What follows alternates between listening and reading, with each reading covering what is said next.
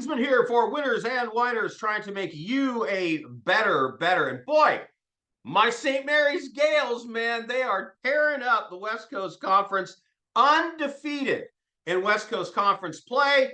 Took out their nemesis, the Gonzaga. That was an ugly ending to that game. A lot of questionable foul calls. The fans in Gonzaga were not happy. And then I thought, predictably, they might have a let up against a couple of not very good teams that they were going to play, and they were huge spreads. It was like 19 and a half, 20 points in both games. And hey, I learned my lesson after the first game. They pounded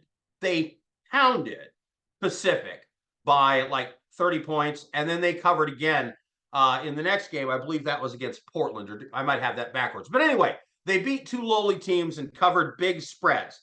Next up is Pepperdine. Now they're going to get Pepperdine at home at St. Mary's in Moraga, my alma mater. Did I mention that? Yes, I did. Okay.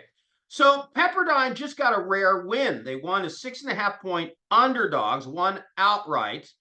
And so, well, what does that mean? Okay, blind nut and a squirrel and all, blind squirrel and a nut and all that. A blind nut. What am I saying? Blind squirrel and a nut and all that. I until they start stringing some wins together, this team, Pepperdine, is terrible on both sides of the ball. They're terrible on offense and they're terrible on defense. And did I mention the Gaels of St. Mary's are first on offense and first on defense in the Western Coast Conference, WCC. Not a bad place to be.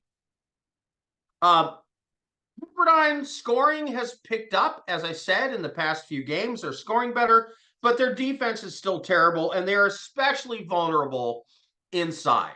They give up inside scores really easily. The one thing that they do well is rebound. So the question is, will the Gaels dominate the boards? They got a couple of great big men inside. The way St. Mary's has been mowing down opponents, I think Pepperdine doesn't stand a chance in this. I believe this line is as high as 20 in some places 19 and a half. St. Mary's is going to dominate Pepperdine.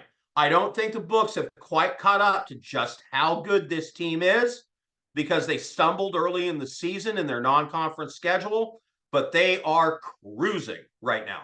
St. Mary's covers easily against the waves of Pepperdine in college men's basketball. I'm Loud Esmond for winners and whiners, trying to make you a better.